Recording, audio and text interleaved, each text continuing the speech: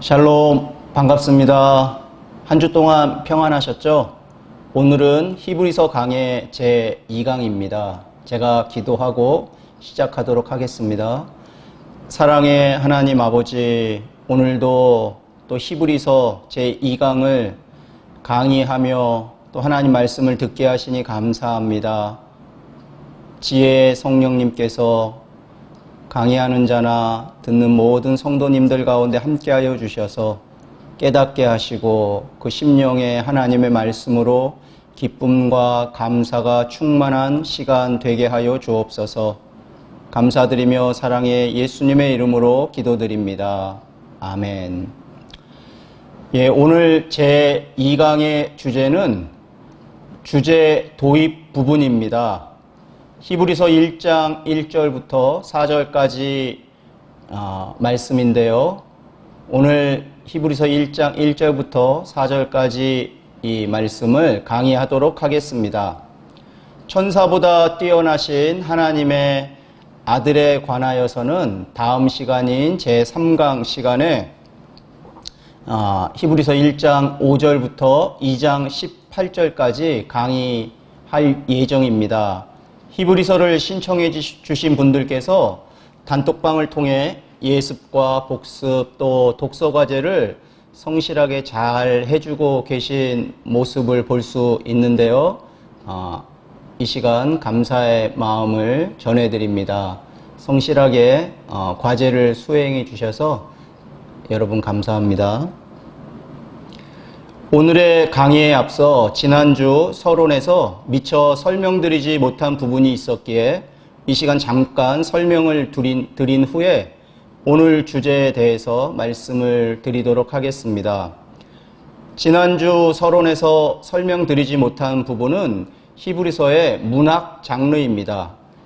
히브리서의 문학 장르에 대해서 지난주 말씀드리지 못했는데요.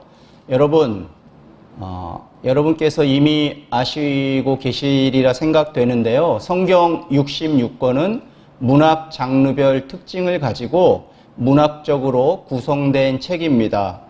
모세 오경을 우리가 율법서라 그러죠. 그리고 또 역사서가 있고요. 또 시가서가 있습니다.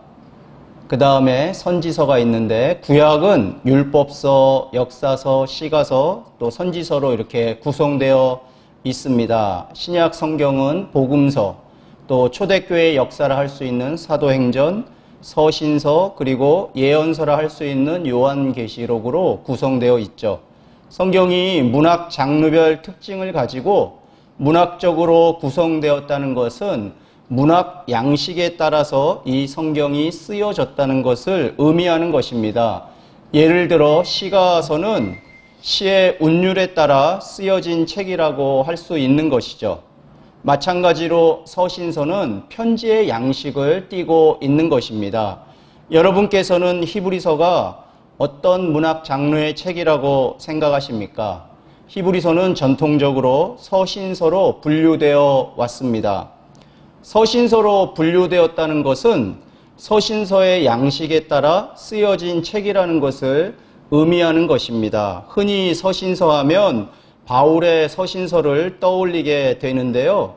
서신서 양식은 대부분 서신서의 서두에 편지를 쓴 발신자, 그리고 편지를 받게 되는 수신자, 그리고 인사말과 기도가 언급되어 있습니다. 그러나 히브리서는 서신서로 분류되어 왔음에도 불구하고 이러한 서신서의 양식을 찾기가 쉽지 않습니다. 특히 히브리서 서두는 마치 신학 논문의 신학 논문의 머릿말과 같은 성격을 띠고 있습니다.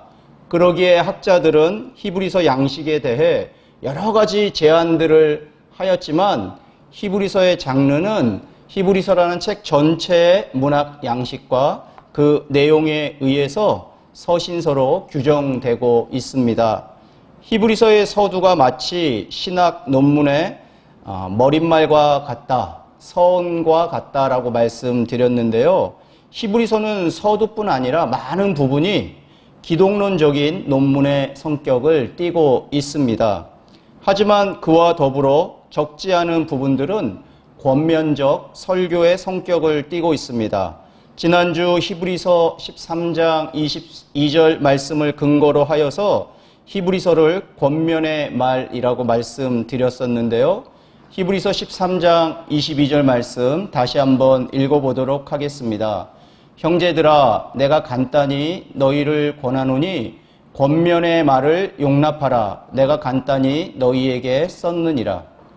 이 말씀을 통해 다시 한번 우리가 알 수 있는 사실은 히브리서가 위험에 직면한 수신자들을 향해 그 수신자들을 잘 알고 있었던 저자가 권면의 목적을 가지고 쓴 서신서, 편지라는 것을 알 수 있습니다.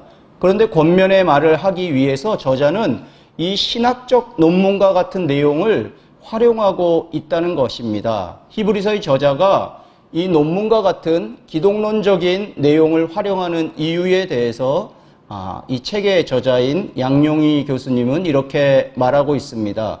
히브리서에서 신학적 논문 부분이 주축을 이루는 이유는 수신자들이 직면한 위험이 바로 그 신학적 문제에서 기인했기 때문일 것이다.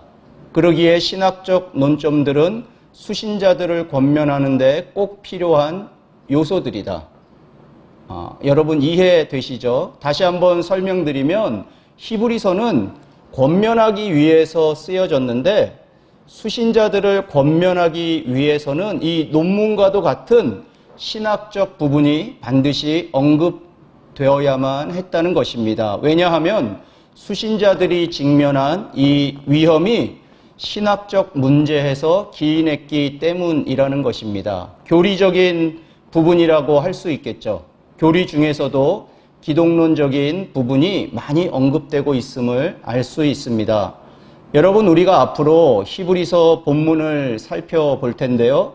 히브리서가 권면의 말이지만 그 권면을 하기 위한 내용은 논문과도 같은 기독론적 교리를 담고 있다는 것을 기억하시기 바랍니다. 그래서 논문처럼 어렵게 느껴지는 본문이 나오면 그때마다 이렇게 생각하시면 좋을 것 같습니다. 수신자들에게 이 교리적, 신학적 부분이 필요했기 때문에 하나님께서 히브리서 저자를 통해서 기록하게 하셨구나. 이렇게 그 당시에 정황을 조금이나마 이해하시고 히브리서 본문을 보시면 도움이 되지 않을까 생각합니다. 그럼 제2강 히브리서 1장 1절부터 4절까지의 주제 도입을 살펴보도록 하겠습니다. 히브리서의 도입 부분인 1절부터 4절까지는 히브리서 전체를 통해 전개될 기독론적 주제들의 기반이자 또 지침, 길잡이가 되는 역할을 수행한다고 볼 수 있습니다. 한글 성경에서는 4절로 나누어져 있지만 헬라어 원어상 한 문장으로 구성되어 있다고 양 교수님은 제안하고 있습니다. 특히 헬라어에서 두음법을 사용하여 세련된 문장으로 기록된 구절이라고 합니다. 그러기에 당시 수사학에 익숙한 독자들의 마음을 사로잡기에 충분했을 것으로 학자들은 이야기합니다. 두음법은 사전을 찾아보면 첫 자음이 동일하게 반복되게 하는 수사법이라고 나와 있습니다. 주제 도입인 히브리서 1장 1절부터 4절에서 사용되는 두음법은 1장 1절부터 4절까지 한 문장이지만 12단어로 구성되어 있다고 합니다. 이 12단어로 구성된 이 단어의 5단어의 그 앞에 부분을 두음법으로 사용하고 있는 것입니다. 헬라어 원문으로 보면 영어의 F와 비슷한 푸라는 단어가 앞에 나오게 하고 있습니다. 5단어 제가 발음은 좋지 않아도 읽어보도록 하겠습니다. 폴리메로스, 폴리트로포스, 팔라이, 파트라신, 프로페타이스. 그러니까 이 영어의 F와 같이 우리 한글의 피읍을 계속 앞에 두어서 그 단어가 앞에 나오게 하는 겁니다. 이것이 이제 두음법이라고 하는데요. 당시 헬라 수사학은 연설이나 문학 작품의 처음 시작에서 이 두음법을 사용하는 것이 일반적이었다고 합니다. 한글로 번역하는 과정에서 마치 3절과 4절이 구분되는 것처럼 저희들은 볼 수밖에 없습니다. 한 문장이기 때문에 주 문장이 1절과 2절, 또 종속절이 3절과 4절 이렇게 구분하고 있다고 양 교수님은 이렇게 제안하고 있는데요. 다른 책들을 또 참고해 보았습니다. 제가 개인적으로 한 3권의 히브리서 주석서를 참고해 보았는데 이 부분에 대해서 학자마다 견해가 다른 것을 발견할 수가 있었습니다. 이 다른 학자들의 견해를 이 시간 영상 강의 시간에 다루면 오늘 1시간을 그것만 다루기에도 부족하지 않을까 생각이 듭니다. 이 모든 것을 설명드리면 시간도 부족하고 듣는 여러분께서도 혼란스러우실 수 있으실 것 같다 생각이 듭니다. 그래서 지난번 강의 시간 말씀드린 바와 같이 이 주 교재 히브리서 어떻게 읽을 것인가에 충실해서 이 주 교재의 구조 분석을 바탕으로 저는 설명을 드리도록 하겠습니다. 혹시 여러분께서 히브리서의 다른 책을 보시다가 이 양용희 교수님의 강의 내용과 좀 상이점이 발견된다 하시더라도 학자마다 다 이렇게 차이가 있다는 것을 이해하시면 좋으실 것 같습니다. 주제 도입 구절은 내용상 1절과 2절 상반절, 그리고 2절 하반절과 3절, 그리고 4절로 이렇게 세 부분으로 나눌 수가 있습니다. 1절과 2절 상반절을 서론 부분, 또 2절 하반절과 3절을 본론 부분, 또 4절을 결론 부분으로 이렇게 구분하는데요. 특히 4절의 위치가 특별하다고 할 수 있습니다. 문학적으로나 내용적으로는 1절에서 3절까지의 이렇게 결론인 것이 분명하지만 주제적으로 보면은 오히려 히브리서 1장 5절부터 14절에 더 긴밀하게 연결되어 있는 것을 알 수가 있습니다. 그래서 이 4절의 기능은 연결고리 기능이다 이렇게 설명하고 있습니다. 여러분께서도 이 4절 말씀 제가 한번 읽어보겠습니다. 그가 천사보다 훨씬 뛰어나면 그들보다 더욱 아름다운 이름을 기업으로 얻으심이니.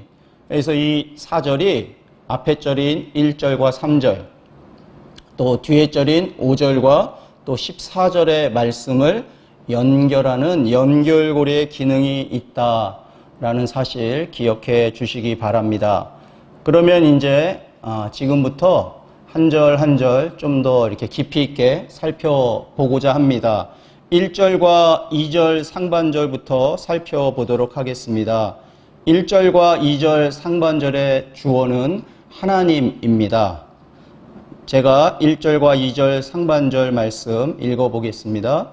옛적에 선지자들을 통하여 여러 부분과 여러 모양으로 우리 조상들에게 말씀하신 하나님이 이 모든 날 마지막에는 아들을 통하여 우리에게 말씀하셨으니. 하나님이 말씀하셨다는 것입니다. 옛적에는 누구를 통하여 말씀하셨다는 것입니까? 하나님께서 선지자들을 통하여 말씀하셨다는 것입니다.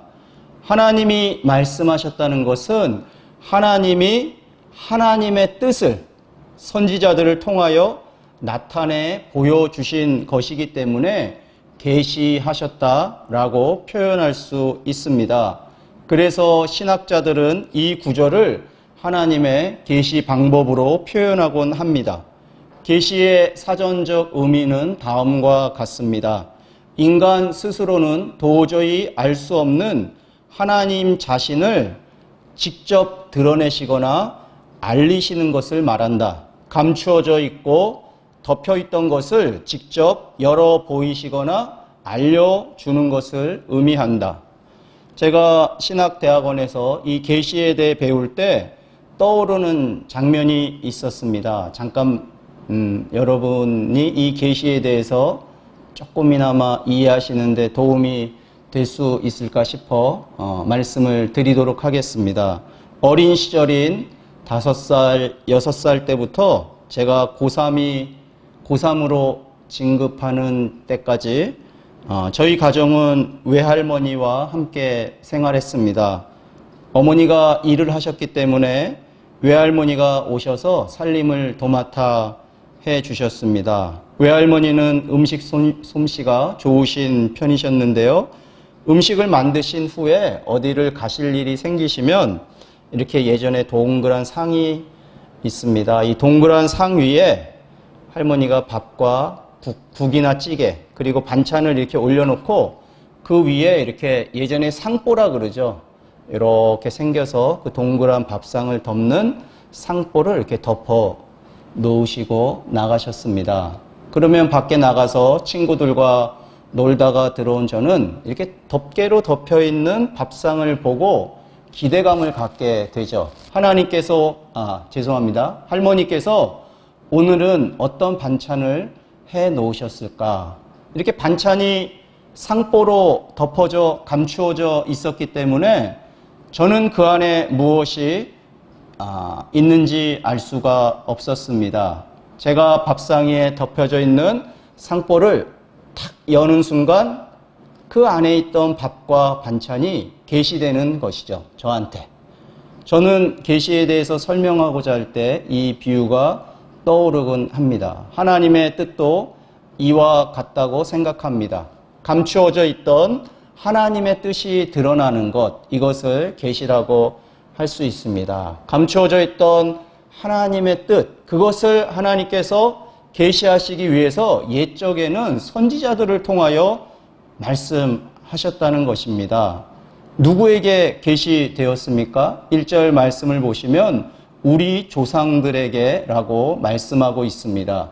조상들에게 하나님의 뜻이 계시되었는데 하나님의 계시 방법은 여러 부분과 여러 모양이었습니다. 한번 1장 1절 말씀 읽어볼까요? 제가 읽어보도록 하겠습니다. 옛적에 선지자들을 통하여 여러 부분과 여러 모양으로 우리 조상들에게 말씀하신 하나님이, 그러니까 하나님께서는 당신의 뜻을 드러내는 데 있어서 그 계시의 통로로 선지자들을 사용하셨고 계시의 방법은 여러 부분과 여러 모양으로 계시하셨다. 이렇게 오늘 히브리서 1장 1절이 기록하고 있습니다. 여기서 여러 부분은 여러 번의 의미가 있습니다. 영어 성경에서는 many times로 표현되고 있는데요. 표준 세번역 또 다른 여러 가지 번역서나 주석서를 참고해 보아도 여러 번으로 이렇게 번역하고 있는 것을 보게 됩니다. 그러니까 하나님께서 여러 번, 또 여러 모양은 여러 가지 방법으로, 다양한 방법으로, 그러니까 하나님께서 여러 번, 여러 가지 방법으로 계시하셨다는 것입니다. 이것을 계시 방법의 다양성이라고 볼 수 있는데요. 양 교수님은 이 책에서 계시의 독특성이라고 이 부분을 표현하고 있습니다. 하나님께서 옛적에, 이 옛적을 구약시대라 할 수 있습니다. 구약시대에는 다양한 방법으로 하나님의 뜻을 계시하셨습니다. 여기서 다양한 방법은 하나님이 꿈을 통해서도 또 환상을 통해서도 천사 등을 통해서도 또 자연현상을 통해서도 하나님께서 당신의 뜻을 계시하신 것을 저희는 구약 성경에서 이렇게 접하게 됩니다. 옛적에 다양한 방법으로 당신의 뜻을 계시하셨던 하나님께서 2절 상반절 말씀을 보시면 이 모든 날 마지막에는 누구를 통하여 말씀하셨습니까? 아들을 통하여 말씀하셨다는 것입니다. 이것을 계시의 최종성이라고 볼 수 있습니다. 선지자들을 보내서 말씀하시던 하나님께서는 마지막에 아들을 보내셔서 최종적으로 말씀하셨습니다. 계시의 최종성입니다. 하나님은 아들이신 예수 그리스도를 통하여 마지막으로 말씀하신 것이죠. 그러므로 신약 시대에 살고 있는 우리들은 하나님께서 최종적으로 아들을 통하여 계시하신 책인 이 성경을 통하여 하나님의 뜻을 발견하게 됩니다. 하나님께서 우리를 향하신 감추어져 있는 뜻, 이렇게 직통 계시로 하나님이 말씀하지 않으신다는 것입니다. 이미 최종적으로 아들이신 예수님을 통하여 말씀하셨기 때문에 예수님 이후에는 하나님이 성경을 통해서 말씀하십니다. 그래서 여러분 조금 적용하는 관점에서 우리가 이 부분을 나눈다 그러면 기독 신문이나 주변 분들을 통해서 이렇게 직통 계시, 하나님의 말씀을 듣고 이렇게 말하는 부분에 대해서는 여러분께서 그건 없습니다. 분명히 성경적으로 최종적으로 아들을 통해서 계시되었기 때문에 저희들은 성경을 통해서 하나님의 뜻을 분별해야 되고 하나님의 뜻을 물어야 되고 들어야 되는 것입니다. 그러니까 매일매일 저희들이 큐티하고 또 하나님의 말씀을 읽고 묵상하는 것입니다. 그래서 하나님의 말씀을 암송하고 깊이 있게 묵상하고 그 말씀을 이렇게 삶으로 살다 보면 어느 순간 기도할 때 또 길을 갈 때 어려움에 직면할 때 성령께서 우리의 심령의 감동으로 그 말씀이 떠올려지게 하십니다. 그러면 직감적으로 하나님께서 나에게 주시는 말씀이구나 이런 생각을 하게 되는 것이죠. 그러니까 하나님께서 직통계시로 말씀하지 않으셔도 성경을 통해서 우리는 얼마든지 하나님의 뜻을 구하고 그분의 말씀을 들을 수 있게 되는 것입니다. 최종적으로 아들을 통하여 계시하셨다는 이 부분과 관련해서 복음서에서 예수님께서 비유하신 말씀을 찾아보도록 하겠습니다. 마가복음 12장 1절에서 11절 말씀입니다. 제가 읽어드리도록 하겠습니다. 예수께서 비유로 그들에게 말씀하시되 한 사람이 포도원을 만들어 산울타리로 두르고 즙 짜는 틀을 만들고 망대를 지어서 농부들에게 새로 주고 타국에 갔더니 때가 이름에 농부들에게 포도원 소출 얼마를 받으려고 한 종을 보내니 그들이 종을 잡아 심히 때리고 거저 보내었거늘 다시 다른 종을 보내니 그의 머리에 상처를 내고 능욕하였거늘 또 다른 종을 보내니 그들이 그를 죽이고 또 그 외 많은 종들도 더러는 때리고 더러는 죽인지라. 이제 한 사람이 남았으니 곧 그가 사랑하는 아들이라. 최후로 이를 보내며 이르되 내 아들은 존대하리라 하였더니 여러분 시간 관계상 마가복음 비유의 말씀은 여기까지 읽도록 하겠습니다. 여러분께서 개인적으로 추후에 이 강의가 끝난 후에 성경을 찾으셔서 읽으시면 좋으실 것 같습니다. 포도원 주인이 종을 보내고 또 다른 종을 보내고 그 외에 많은 종들을 보내었지만 그 종들을 때리고 더러는 죽였다고 말씀합니다. 이에 포도원 주인은 최후로 아들을 보내게 됩니다. 이 비유에서 포도원 주인은 하나님, 종은 선지자들, 최후로 보내진 아들은 예수님을 의미하는 것임을 저희들은 알 수가 있습니다. 히브리서 저자는 편지의 서두에 왜 이와 같은 내용을 언급하고 있는 것일까? 이것이 서신서임에도 불구하고 이 아들에 관해서 1절과 2절에 이렇게 언급하고 있는 이유가 무엇일까 생각해 보았습니다.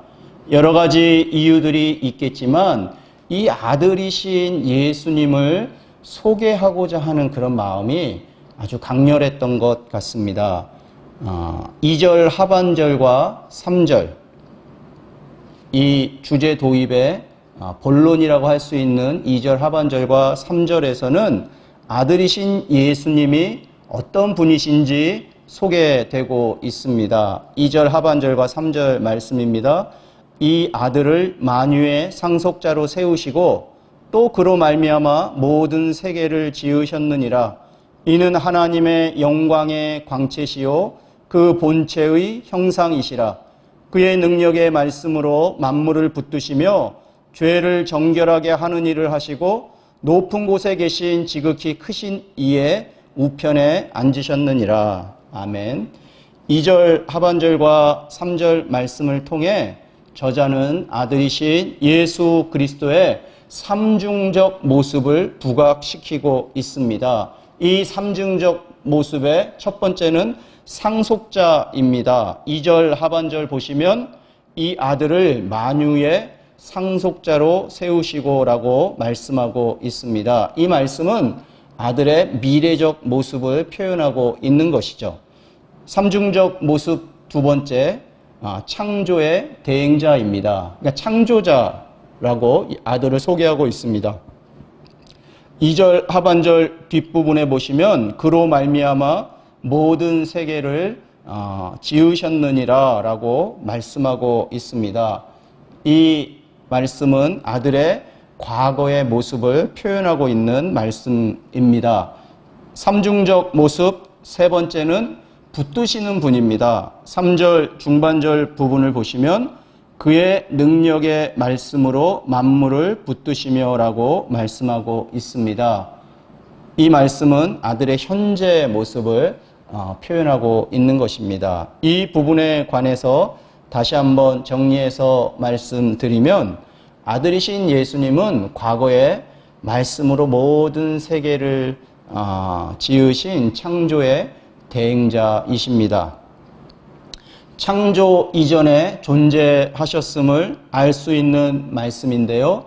창조 이전에 존재하셨기에 이것을 그리스도의 선제성이라고 합니다. 한자로 먼저 선 있을 제를 사용해서 선제성이라고 하는데요. 먼저 존재하고 있는 분이라는 의미인 것이죠. 우리가 선생님 그럼 먼저 선자 그리고 날생자에서 먼저 태어나신 분을 선생님 이렇게 표현하는 것처럼 먼저 존재하는 분이 바로 예수 그리스도시다. 그러니까 여러분 우리가 이렇게 다시 한번 생각해 보면 좋을 것 같습니다. 아들이신 예수님께서 존재하고 있지 않다가 2000년 전에 마리아, 동정녀 마리아의 몸에서 동정녀 탄생으로 이 땅에 그때 짠 하고 존재하신 분이 아니라는 말씀입니다. 이미 창조의 대행자로 언제부터 존재하고 계셨다는 겁니까? 창조 이전부터 존재하던 분이 바로 예수님이라고 말씀하고 있는 것입니다. 그리고 아들이신 예수 그리스도는 현재 어떤 역할을 하시냐면 말씀으로 만물을 붙드시는 역할을 하고 계신 분이십니다. 말씀으로 만물을 창조하신 예수님은 현재 말씀으로 만물을 붙드시고 계신 것이죠. 표준 세번역은 이 부분을 이렇게 표현하고 있습니다. 그는 자기의 능력 있는 말씀으로 만물을 보존하시는 분이십니다. 예수 그리스도는 현재 만물을 보존하시는 분이십니다. 예수님 때문에 모든 만물이 현재 질서 있게 보존되고 있는 것입니다. 또한 세 번째, 아들이신 예수님은 미래적 표현으로 장차 만유의 상속자가 되시기에 마땅하신 분이다라고 소개하고 있습니다. 다시 한번 정리해서 말씀드리면 아들이신 예수님은 과거 창조의 대행자시며 현재 만물을 붙드시어 보존하는 분이시고 또한 미래의 장차 상속자로 세우심을 받으실 분이십니다. 이뿐 아니라 아들이신 예수님은 어떤 분이시냐면 3절 상반절 말씀처럼 하나님의 영광의 광채시요 그 본체의 형상이십니다. 영광은 헬라어로 독세스라고 하는데요. 이것은 하나님의 본성을 뜻합니다. 참조구절 이사야 42장 8절 말씀을 보시면 나는 여호와니 이는 내 이름이라 나는 내 영광을 다른 자에게 내 찬송을 우상에게 주지 아니하리라. 아들이신 예수님은 세상 가운데 하나님의 본성인 영광을 드러내는 분이시며 따라서 우리는 아들을 통하여 하나님의 영광을 보게 됩니다. 요한복음 1장 14절 말씀입니다. 말씀이 육신이 되어 우리 가운데 거하심에 우리가 그의 영광을 보니 아버지의 독생자의 영광이요 은혜와 진리가 충만하더라. 아멘.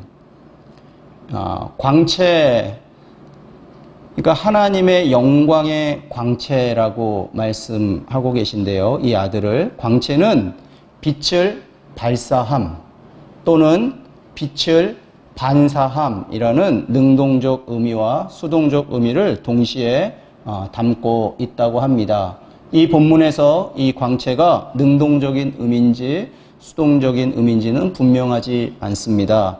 그러나 그 강조점이 아들과 아버지 되시는 그 하나님 사이에 긴밀한 관계에 있다는 것은 분명해 보입니다. 다음으로 아들을 어떻게 소개하고 있냐면 본체의 형상이다 이렇게 소개하고 있습니다. 본체의 형상에서 본체로 번역된 헬라어 휘포스타시스는 가장 근본적인 실체 또는 본질을 뜻하는 것으로 보입니다. 형상이라고 번역된 이 단어, 헬라어로는 카라크테르라고 좀 어려운데요. 이것은 인장을 왁스에 탁 눌렀을 때 남겨진 형상을 뜻합니다. 인장을 왁스에 탁 찍으면 그 형상이 선명하게 드러나지 않습니까? 이것은 원형과 정확하게 같음을 뜻하는 것입니다. 여기서 아들이 하나님의 본체의 형상이라는 말은 하나님과 아들 사이에 정확한 일치성을 보여주는 것입니다. 아들은 보이지 않는 하나님을 정확하게 볼 수 있도록 해주시는 분이시다라는 말씀인 것이죠. 요한복음 14장 9절 말씀입니다. 예수께서 이르시되 빌립아 내가 이렇게 오래 너희와 함께 있으되 네가 나를 알지 못하느냐? 나를 본 자는 아버지를 보았거늘 어찌하여 아버지를 보이라 하느냐? 이렇게 아멘 말씀하고 있습니다. 이어서 히브리서 저자는 아들이 하시는 구속 사역을 소개하고 있습니다. 3절 중반 부분에 보시면 죄를 정결하게 하시는 일을 하신다 이렇게 말씀하고 있는데요. 이 말씀을 통해서 아들의 구속 사역을 소개하고 있는 것이죠. 아들의 창조 사역이 그분의 선제성, 먼저 존재하고 계신 것을 전제한다면 구속 사역은 그분의 성육신, 몸을 입고 이 땅에 오신 것을 전제하고 있습니다. 주제 도입 단락에서 죄를 정결하게 함이 아들의 성육신 관련 핵심 사역으로 부각된 것은 의미심장합니다. 왜냐하면 여기서 도입된 이 주제가 이 히브리서 후반부인 9장 10절에 가면 10장 부분에 가면 이 희생제사 관련 이야기가 많이 나오지 않습니까? 예, 그것과 이렇게 연관성이 있기 때문입니다. 그래서 주제 도입에서 이 죄를 정결하게 하시고 그 죄를 정결하게 하시는 아들이신 예수 그리스도가 대제사장이고 대제사장이신 예수님이 구약의 제사장들은 아주 자주 제사를 드려도 그 죄를 없이 하지 못했지만 아들이신 예수님은 단번에 십자가에서 희생 제사를 드림으로 효력은 영원한 영단번의 이런 제사를 드렸다. 이 설명을 하고자 이 저자는 이 주제 도입 부분에서 죄를 정결하게 함이라는 이것을 언급하고 있다. 이렇게 양 교수님은 설명하고 있는 것입니다. 여러분, 이 아들의 죽음은 낮아짐의 극치였습니다. 히브리서 2장 9절 참조 구절로 제가 읽어보도록 하겠습니다. 오직 우리가 천사들보다 잠시 동안 못하게 하심을 입은 자 곧 죽음의 고난 받으심으로 말미암아 영광과 존귀로 관을 쓰신 예수를 보니 이를 행하심은 하나님의 은혜로 말미암아 모든 사람을 위하여 죽음을 맛보려 하심이라. 아멘. 예, 이 아들의 죽음은 낮아짐의 극치심과 동시에 또 완전한 순종의 결과였습니다. 참조구절 히브리서 5장 8절 9절 말씀입니다. 그가 아들이시면서도 받으신 고난으로 순종함을 배워서 온전하게 되셨은즉 자기에게 순종하는 모든 자에게 영원한 구원의 근원이 되시고, 이 낮아지심과 온전한 순종으로 말미암아 죄를 정결하게 하셨죠.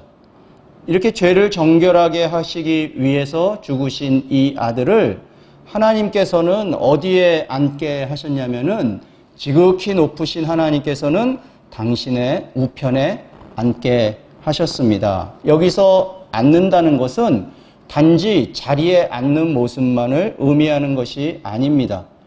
권위를 취하는 것을 의미하는 것입니다. 우편, 즉 오른쪽은 최고의 권위를 상징합니다. 죽기까지 순종하신 아들에게 하나님은, 이 하나님을 어떻게 표현하고 있습니까? 히브리서 1장 3절 뒷부분에 보시면 높은 곳에 계신 지극히 크신 분으로 소개하고 계십니다. 높은 곳에 계신 지극히 크신 분께서 완전히 낮아지시고 온전히 순종하신 아들이신 예수 그리스도를 당신의 우편에 앉게 하셨다는 것입니다. 이것은 하나님께서 아들 되시는 예수 그리스도에게 최고의 권위를 수여해 주셨다라는 것을 상징적으로 표현하는 것이라고 볼 수 있는 것입니다. 이제 여러분 마지막으로 오늘은 이 4절까지만 살펴보도록 하겠습니다. 4절을 살펴보도록 하겠습니다. 4절 말씀 보시겠습니다. 그가 천사보다 훨씬 뛰어남은 그들보다 더욱 아름다운 이름을 기업으로 얻으심이니. 히브리서 저자는 아들이 천사들보다 뛰어나게 되신 것은 그분께서 지극히 높으신 하나님께서 그들보다, 이 천사들보다 더욱 아름다운 이름을 상속받으셨기 때문이다라고 말하고 있습니다. 이 부분 제가 다시 한번 말씀드리겠습니다. 히브리서 저자는 아들이 천사들보다 뛰어나게 되신 것은 그분께서 그들보다 더욱 아름다운 이름을 상속받으셨기 때문이다 라고 말하고 있습니다. 4절에서 처음으로 뛰어남이라는 형용사가 등장하고 있죠. 이 뛰어남이라는 헬라어 단어 크레이톤 사용되고 있습니다. 그리스도의 뛰어남을 강조하기 위해서 히브리서 저자는 아들과 천사를 이렇게 비교하고 있는 것입니다. 왜 히브리서 저자는 아들의 비교 대상으로 천사들을 부각시키고 있는 것일까요? 아들의 지위가 얼마나 높은지를 강조하기 위해서 천사들을 부각시키고 있다고 볼 수 있습니다. 아마도 천사들이 이 천상적인 존재들이었기 때문에 천사를 아들의 비교 대상으로 삼지 않았나 생각하고 있습니다. 아들이신 예수님이 천사들보다 뛰어나게 되신 것은 그들보다, 즉 천사들보다 더 아름다운 이름을 상속받으셨기 때문이다 라고 말씀하고 있는데요. 여기서 아름다운이라고 표현된 헬라어 원어 찾아보았습니다. 디아포로스라고 나와 있으며 이 원어상의 뜻은 탁월함 또는 우수함이라는 의미입니다. 아들이신 예수님은 천사들보다 더 탁월한 이름, 더 우수한 이름을 상속받으셨다라고 말씀하고 있는 것입니다. 그런데 여기서 예수님은 아들이라는 이름을 이렇게 단순히 받으신 것이 아니라 상속받으신 분이십니다. 이 부분에 대해서 양용희 교수님은 이렇게 설명하고 있습니다. 이 설명을 하고 오늘 강의를 마쳐야 될 것 같습니다. 이름을 상속받는다라는 표현은 매우 특이한데 아마도 저자는 이 표현을 통해 예수님께서 아들이라는 이름을 받으신 것이 이렇게 호의로 이루어진 것이라기보다는 그분의 선제적 권리로 마땅히 부여받으셨음을 부각하려 한 것 같습니다. 라고 말하고 있습니다.